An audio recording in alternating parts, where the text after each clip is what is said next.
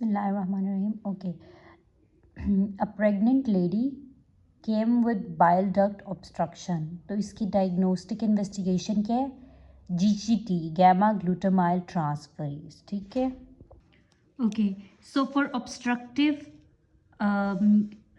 जब भी ऑब्स्ट्रक्शन होगी ना, हमारे पास जो कॉमन बाइल डक्ट है, जो गॉल ब्लैडर की डक्ट है ना, उसमें सिस्टिक डक्ट जो है, उसमें जब भी ऑब्स्ट्रक्शन होती है तो ALP और GGT दोनों रेज्ड होते हैं. Mark elevation of ALP and gamma glutamyl transferase. If अगर प्रेग्नेंट लेडी आ जाए तो फिर सिर्फ GGT रेज्ड हो गया. एल्कोहलिक हेपेटाइटिस में AST ज़्यादा रेज्ड होता है. वायरल हेपेटाइटिस में ALT ज़्यादा. मैलरी बॉडी, एल्कोहलिक हेपेटाइटिस में मैलरी बॉडीज़ होंगी. हम differentiate between types of jaundice जो है वो GGT की बेस पे करते हैं, डायरेक्ट बिलिरुबिन के बेस पे भी. ठीक है. सो पैंक्रियाटाइटिस में सीरम अमाइलेज रेज्ड होगा. हेपेटाइटिस B में ALT रेज्ड होगा. डिफरेंशिएट करना है ऑन द बेसिस ऑफ, मैंने कहा GGT different types of jaundice को, या डायरेक्ट बिलिरुबिन पे. ठीक है. ALT AST दोनों रेज्ड हैं.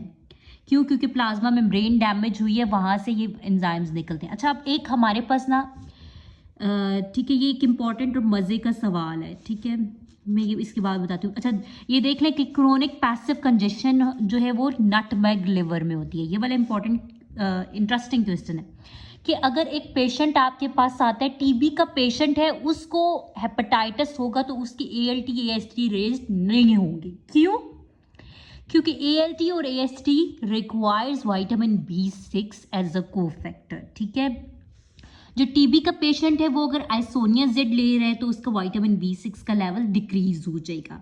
तो ALT और AST को तो B6 चाहिए बनने के लिए, तो ये रेज नहीं होंगे. ठीक है. इन TB के पेशेंट को अगर हेपेटाइटिस हो जाए तो उसके ALT AST फिर रेज नहीं होंगे. Difference between bile from liver, उसमें ये है कि जो लिवर और गॉल ब्लैडर की बाइल में यही डिफरेंस है कि जो गॉल ब्लैडर में उसमें बाइल सॉल्ट ज़्यादा होंगे. हेपेटाइटिस B में ALT रेज. ठीक है. एक पेशेंट है with fever, jaundice, decrease appetite, right hepatic pain. क्या इन्वेस्टिगेशंस कराएंगे? आमतौर पे तो हम सारे LFTs करा लेते हैं, लेकिन बेसिक जो है वो ALT और सीरम बिलिरुबिन है. ठीक है. Again, one patient, a patient with yellow discoloration of sclera, nausea, vomiting and fatigue. और क्यों हुआ ये सब? क्योंकि उसको एक लोकल क्वैक ने कोई मेडिसिन दी है जिसके रिजल्ट में उसको ये discoloration of sclera, nausea, vomiting और फटीग हो रही है. तो अब हम उसका क्या करवाएंगे? ALT करवाएंगे. ALT रेज्ड आएगा क्योंकि हिपैटिक नेक्रोसिस हो गई है. ठीक है. जब भी एक क्वैक ने some medicine, if a quack gives some medicine, there will and it is causing the symptoms of jaundice, it is because of hepatic necrosis और ALT raised होगा. ठीक है. अगेन वही सिनेरियो है. ठीक है. अच्छा, आगे हमारे पास एक और आ जाता है कि a pregnant lady present with biliary colic rash and cholelithiasis, तो उसमें मोस्ट लाइकली हम GGT कराएंगे, वो रेज्ड होगा. ठीक है. अगेन पेशेंट प्रेग्नेंट लेडी है, जॉन्डिस है, अल्ट्रासाउंड पेशेंट नॉर्मल आ रहा है, अब उसकी GGT करवाएंगे. ठीक है. वो रेज्ड होंगे. एक क्रोनिक हेपेटाइटिस C का पेशेंट है, ALT AST दोनों रेज्ड हैं. क्यों? Because of hepatocyte membrane damage.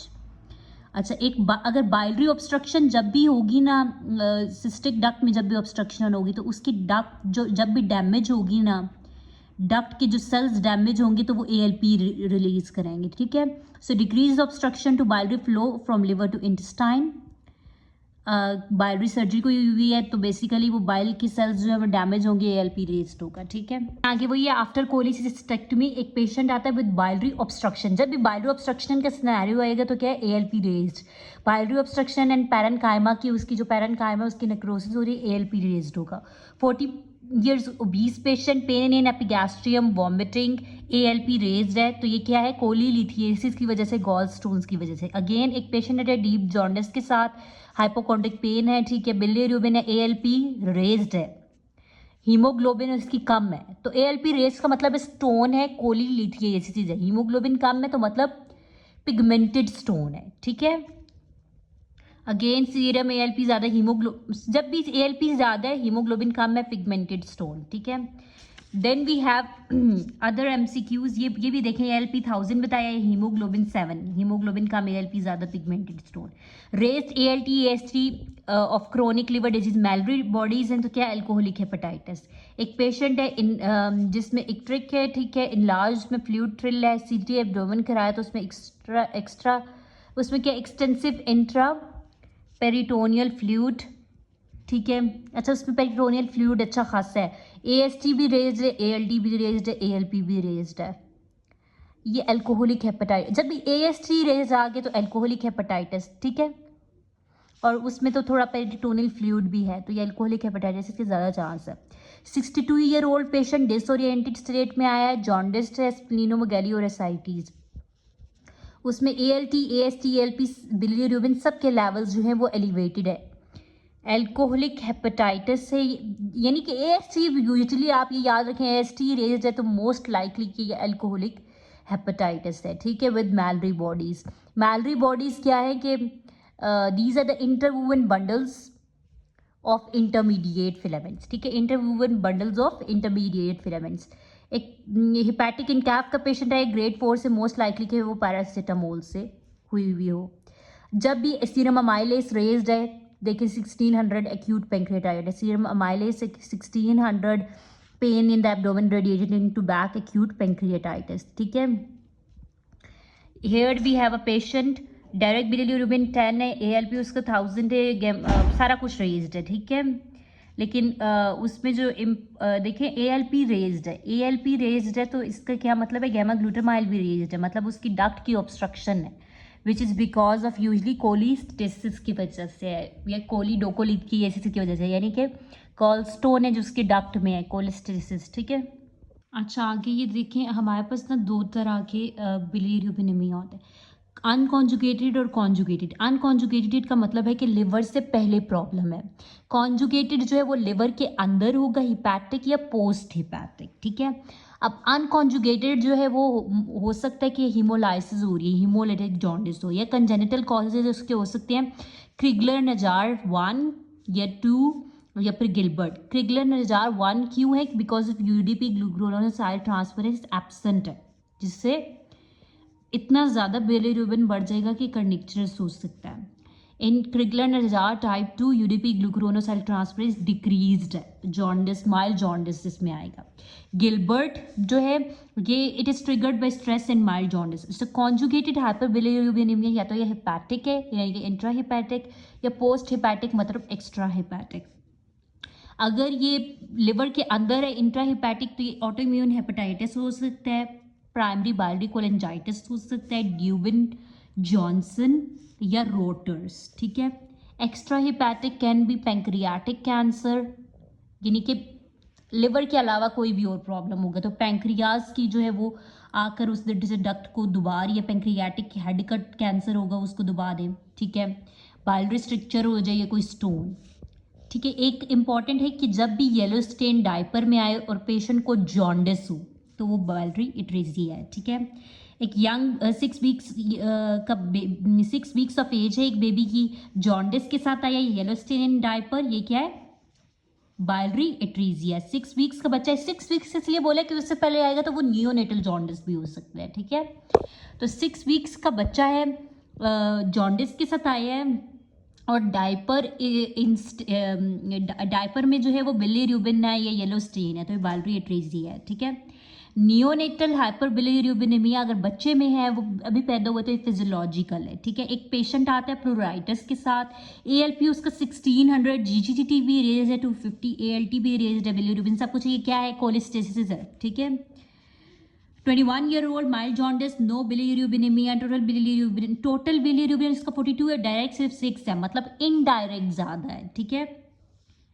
और एल्ब्यूमिन नॉर्मल है, ALT भी रेज्ड है, ALP भी रेज्ड है, तो ये गिलबर्ट सिंड्रोम ये कैसे बना, ये इस पे हम इसको इस तरह से कहेंगे कि यानी कि उसका बिलिरुबिन जो है वो रेज्ड है, उसमें भी डायरेक्ट नहीं है रेज्ड, इनडायरेक्ट रेज्ड है। इनडायरेक्ट का मतलब है अनकॉन्जुगेटेड, तो अनकॉन्जुगेटेड में जो 21 ईयर ओल्ड है, यानी कि कोई कंजेनिटल, मतलब ये तो दोनों बिल्कुल स्टार्ट में प्रेजेंट हो जाते हैं ना, तो फिर ये गिलबर्ट होगा, ठीक है, अनकॉन्जुगेटेड है।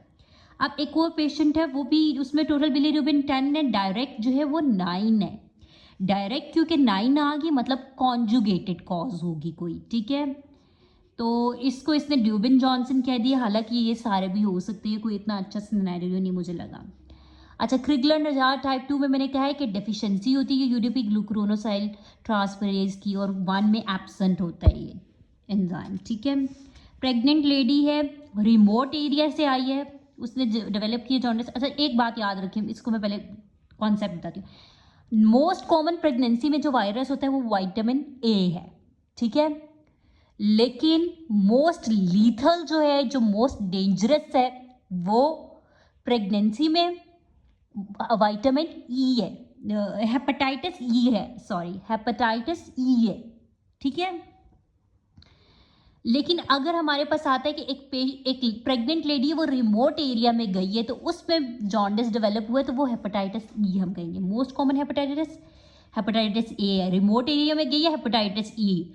डी हमेशा बी के ऊपर ही होता है, सुपर इन्फेक्शन या को इन्फेक्शन इसका होता है, और इस डी सबसे ज़्यादा इसका मोर्टेलिटी रेट है 20%। लीथल इन प्रेगनेंसी वो हेपेटाइटिस ई है, ठीक है। स्टिल कॉमन जो है प्रेगनेंसी में भी और वैसे भी वो हेपेटाइटिस ए है।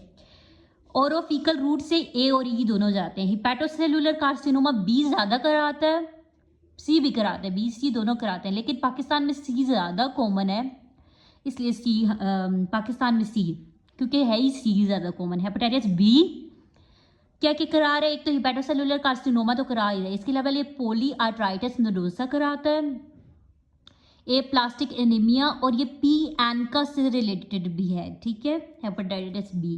हेपेटाइटिस सी आईटीपी और ऑटो इम्यून हीमोलिटिक एनीमिया से रिलेटेड है। Most common route of infection hep B और हैप सी का है वो इंजेक्शन विद कंटेमिनेटेड नीडल्स है, ठीक है।